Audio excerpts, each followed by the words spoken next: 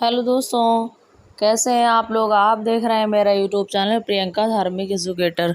उम्मीद करती हूँ आप लोग बहुत अच्छे होंगे, स्वस्थ होंगे, आपका सुखी होगा परिवार, सब लोग अच्छे होंगे। चलिए आज हम स्टार्ट करते हैं हर छठ माता की कथा। आज हमारे समाज में दो प्रकार की कथाएं प्रचलन में जो हैं उनकी कथा हम लोग स्टार्ट करते हैं। थोड़ा सा शॉर्टकट में जानकारी पहले हम लोग प्राप्त करेंगे। हरछठ पूजा यानी हल षष्ठी यह त्यौहार भादव कृष्ण पक्ष की छठ को मनाया जाता है। इसी दिन श्री कृष्ण के बड़े भाई बलराम का जन्म हुआ था। यह व्रत पुत्र आवाम पुत्रवती दोनों महिलाएं करती हैं। इसके अलावा गर्भवती और संतान प्राप्ति की इच्छा रखने वाली महिलाएं भी इस व्रत को करती हैं।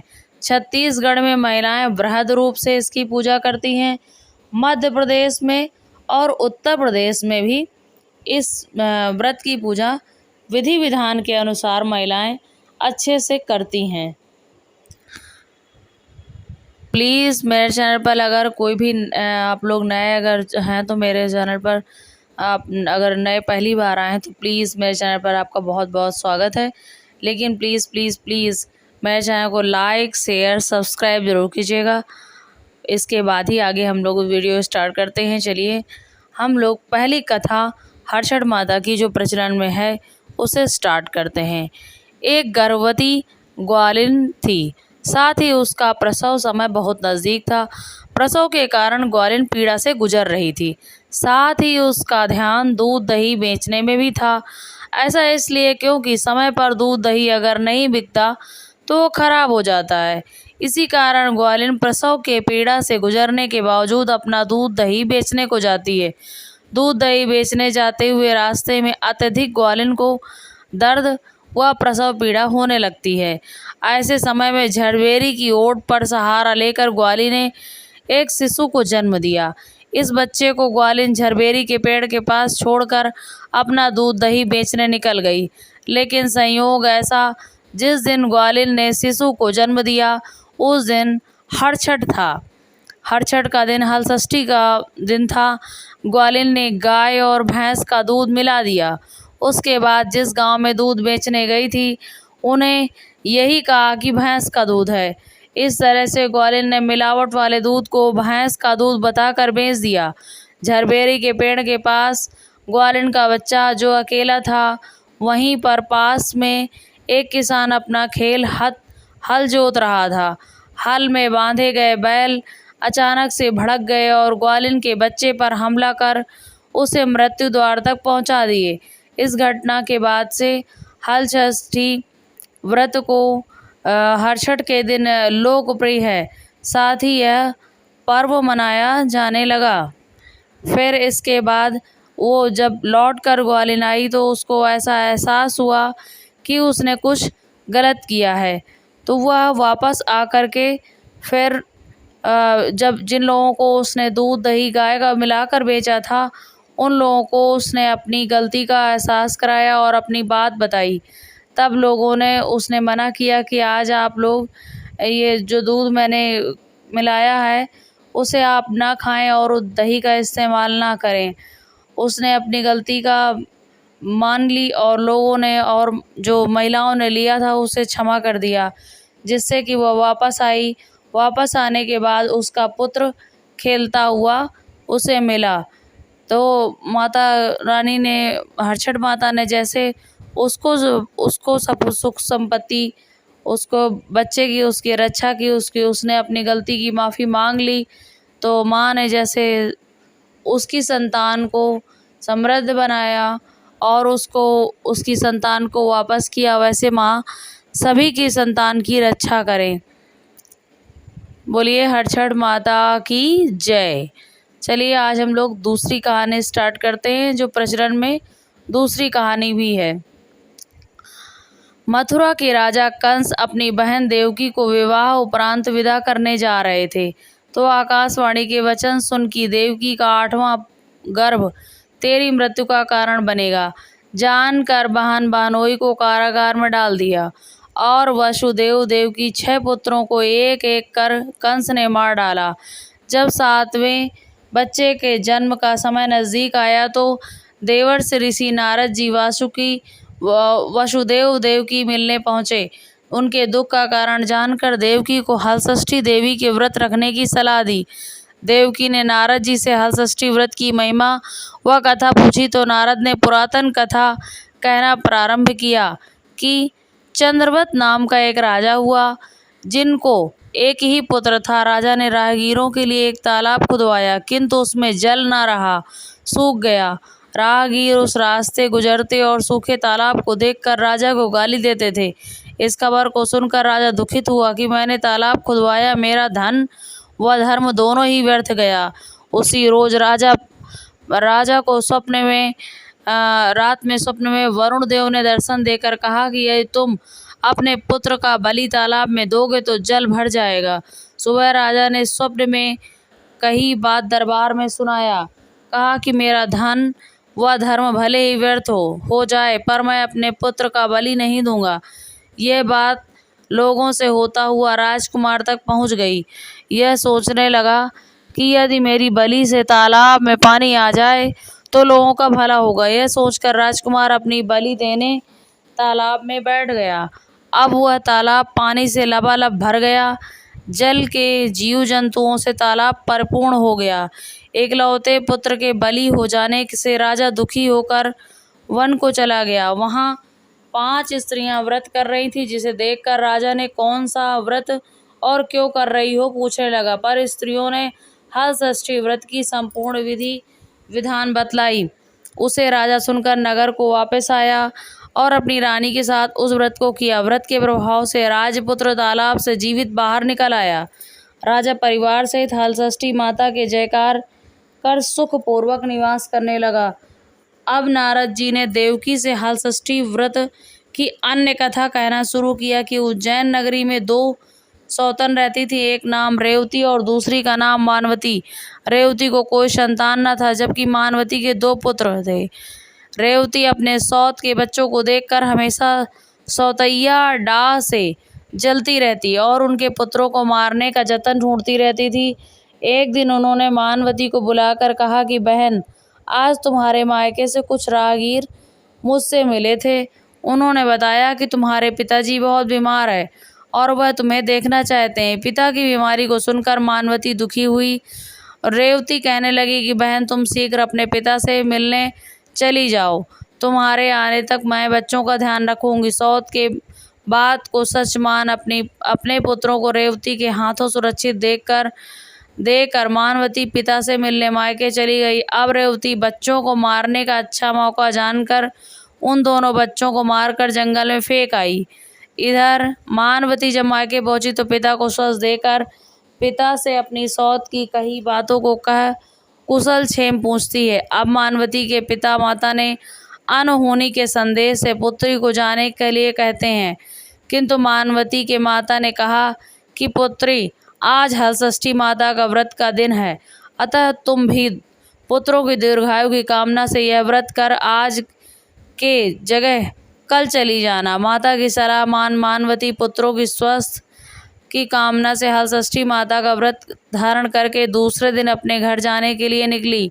रास्ते में वहीं जंगल पड़ा और वहीं पर अपने बच्चों को खेलते देख उनसे पूछती है कि तुम लोग यहाँ कैसे। तब पुत्रों ने बताया कि आपके चले जाने पर हमारी दूसरी माता रेवती ने हमें मारकर यहाँ फेंक दिया था कि तभी एक दूसरी स्त्री ने हमें फिर से जिंदा कर दिया। अब मानवती को समझते देर न लगी। यह सब माता हलषष्ठी की कृपा से संभव हुआ है और माता की जयकार करती हुई घर को गई। नगर में मानवती के पुत्रों को पुनः जीवित देखकर माता हलषष्ठी की महिमा जान सभी स्त्रियां हलषष्ठी का व्रत करने लगीं। नारद जी ने देवकी से हलषष्ठी व्रत की कथा कहना प्रारंभ किया कि दक्षिण में एक सुंदर नगर है। वहाँ एक बनिया अपनी भार्या के साथ रहता था। दोनों पति पत्नी स्वभाव से बहुत ही अच्छे व संस्कारी थे।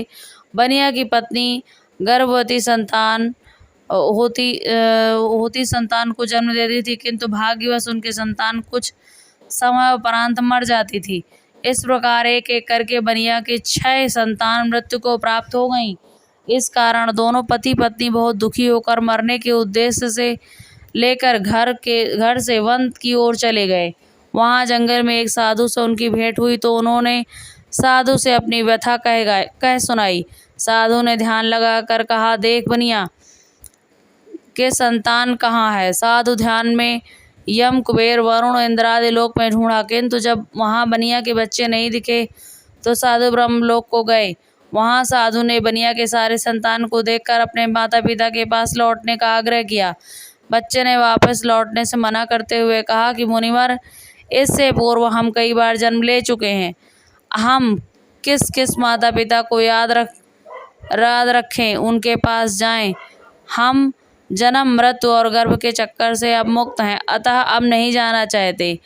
तब साधु ने बनिया को दीर्घजीवी संतान प्राप्ति का उनसे उपाय पूछा। उन आत्माओं ने कहा कि यदि बनिया उनकी पत्नी माता हलषष्ठी का व्रत का पूजन कथा श्रवण करे, पुत्र को व्रतोपरांत जल से भीगा कपड़ा पोता लगाए, तो उनका वह बालक दीर्घजीवी होगा। उन आत्माओं से इस प्रकार सुन साधु ध्यान से वापस आकर बनिया से हलषष्ठी व्रत कथा नियम आदि को बतलाया। साधु से इस विधि विधान को सुन दोनों पति पत्नी घर को गए। समयोपरांत जब हलषष्ठी का व्रत का दिन आया तो उन्होंने व्रत रखा, संतान का प्राप्ति का वर मांगा। माता हलषष्ठी कृपा से अब बनिया की पत्नी गर्भवती हुई, एक सुंदर संतान को जन्म देती है। अगले व्रत पर उन्होंने साधु के बताए के अनुसार अपने पुत्र को पोता मारती है और माता की कृपा से उनके संतान दीर्घायु को प्राप्त किया। बनिया का परिवार प्रसन्नता पूर्वक जीवन यापन करने लगा। फिर एक बार राजा युधिष्ठिर ने भगवान श्री कृष्ण से अत्यंत शोक संतप्त भाव से कहा, हे देवकी नंदन सुभद्रा, अपने पुत्र अभिमन्यु के मरणोपरांत शोक संतप्त हुआ। अभिमन्यु की भार्या उत्तरा के गर्भ की संतान भी ब्रह्मास्त्र के तेज से दग्ध हो रही है, क्योंकि दुष्ट अश्वत्थामा ने गर्भ को निस्तेज कर दिया। द्रौपदी भी अपने 5 पुत्रों के मर जाने से अति दुखी है, अतः महादुख से उत्तान हेतु कोई उपाय बताइए। तब श्री कृष्ण ने कहा, राजन, यदि उत्तरा मेरे बताए इस अपूर्व व्रत को करे तो गर्भ का निस्तेज शिशु को पुनर्जीवित करेगा, और यह व्रत जो भाद्र व्रत के कृष्ण पक्ष की षष्ठी पर भगवान शिव, पार्वती, गणेश व स्वामी कार्तिकेय की विधि विधान द्वारा पूजन करेगा, उसे पुत्र पौत्र की अल्पायु व शोक के महादुख से मुक्ति प्रदाता है। इस व्रत के संदर्भ में श्री कृष्ण राजा युधिष्ठिर से कथा बतलाते हैं कि पूर्व काल में सुभद्र नाम का एक राजा था, जिनकी रानी का नाम सुवर्णा था। राजा रानी को एक हस्ती नामक पुत्र था। एक बार राजपुत्र हस्ती धाय माँ के साथ गंगा जी स्नान करने गया। बाल स्वभावस्थ हस्ती जल में खेलने लगा। तभी एक ग्राह ने उसे खींचते हुए जल के अंदर ले लिया और उसकी सूचना धाय माँ ने जाकर रानी सुवर्णा से कह दिया। इस प्रकार रानी ने क्रोधवश धाय के पुत्र को धधकते हुए आग में डाल दिया। पुत्र शोक से व्याकुल धाय माँ निर्जन वन को वह चली गई और वन में एक सुनसान मंदिर के पास रहने लगी। वन में सूखा तृण, धान, महुआ आदि जो मिलता खाती और मंदिर में शिव, पार्वती, गणेश जी का पूजन करती दिन व्यतीत करने लगी। उधर नगर में एक अद्भुत घटना घटित हुई कि धाय माँ का पुत्र आग की भट्टी से जीवित निकल आया और खेलने लगा। यह खबर पूरे नगर में फैलती हुई राजा रानी के पास पहुंची। उन्होंने इस घटना के विषय में पुरोहित से पूछा। तभी सौभाग्य से वहां दुर्वासा ऋषि पहुंचे। राजा रानी के ऋषि का पूजन कर धाय पुत्र के जीवित होने का कारण पूछा तो दुर्वासा ऋषि ने कहा, राजन, आपके डर से धाय जंगल में एकांत होकर व्रत की, यह सब उसी व्रत का प्रभाव है। तब राजा रानी सभी जंगल वासियों के साथ दुर्वासा की अगुवाई में उस जंगल में धाय के पास उस व्रत के विषय में अधिक जानकारी पूछा। तब धाय ने कहा, राजन, मैं पुत्र शोक से दुखित होकर यहाँ रहने लगी। यहाँ व्रत धारण कर भगवान शिव, पार्वती, गणेश व स्वामी कार्तिकेय पूजन कर सूखा तृण, धान्य, महुआ आदि खाकर रहने लगी। तब रात को मेरे स्वप्न में शिव परिवार में दर्शन हुए। तुम्हारा पुत्र जीवित हो जाएगा, वरदान दिया। अब रानी के व्रत ने विधि विधान से को पूछा तो दुर्वासा ने हलषष्ठी व्रत की संपूर्ण विधि विधान बतलाया। राजा ने हलषष्ठी व्रत की महिमा जानकर व्रत को किया। व्रत के प्रभाव से राजपुत्र हस्ती ग्राल से चंगुल से छूट गए, खेलते हुए नगर आए। अपने पुत्र को पाकर राजा रानी सुखी हुआ और धाय भी अपने पुत्र के साथ प्रसन्न होकर निवास करने लगी। वहीं बालक हस्ती आगे चलकर परम प्रतापी हुआ और अपने नाम से हस्तिनापुर को बसाया। इस प्रकार भगवान श्री कृष्ण ने युधिष्ठिर से हलषष्ठी व्रत की महिमा का ज्ञान देते हुए कहा, हलषष्ठी व्रत कथा पहले नारद जी से सुन। मेरी माता देवकी ने इस व्रत को सबसे पहले किया, जिसके प्रभाव से आने वाले संतान की रक्षा हुई। अब भगवान श्री कृष्ण ने सुन युधिष्ठिर से इस व्रत को उत्तरा द्वारा करवाया। व्रत के प्रभाव से उत्तरा का अश्वत्थामा द्वारा नष्ट हुआ गर्भ पुनः जीवित हो गया तथा प्रसव पश्चात बालक का जन्म हुआ, जो कालांतर में राजा परीक्षित नाम से प्रसिद्ध हुआ। बोलिए हरछठ माता की जय। प्लीज़ मेरे चैनल पर अगर आप लोग नए हैं तो मेरे चैनल को लाइक शेयर सब्सक्राइब ज़रूर कीजिएगा और प्लीज़ मेरी वीडियो अगर पसंद आई है तो आप लोग इसे शेयर ज़रूर कीजिएगा। एक मैंने पहले ऊपर ग्वालिन वाली सिंगल मैंने कहानी बताई है, फिर इसके बाद ये दूसरी कहानी के अंदर 6 कहानियाँ हैं इसमें, और हरछठ माता के व्रत वाले दिन 6 कहानियों का विधान है कि 6 कहानियाँ उस दिन सुननी चाहिए और इसका पूजन में 6 हर चीज़ का महत्व बताया गया है। इसलिए ये 6 कहानियाँ पूरी ज़रूर आप सुनिएगा और मेरे पूरे वीडियो को अंत तक ज़रूर देखिएगा, तभी आपको सारी कहानी सुन पाएंगे। थैंक यू, जुड़े रहिए मेरे साथ। लास्ट में फिर please like share subscribe. Bye bye, take care.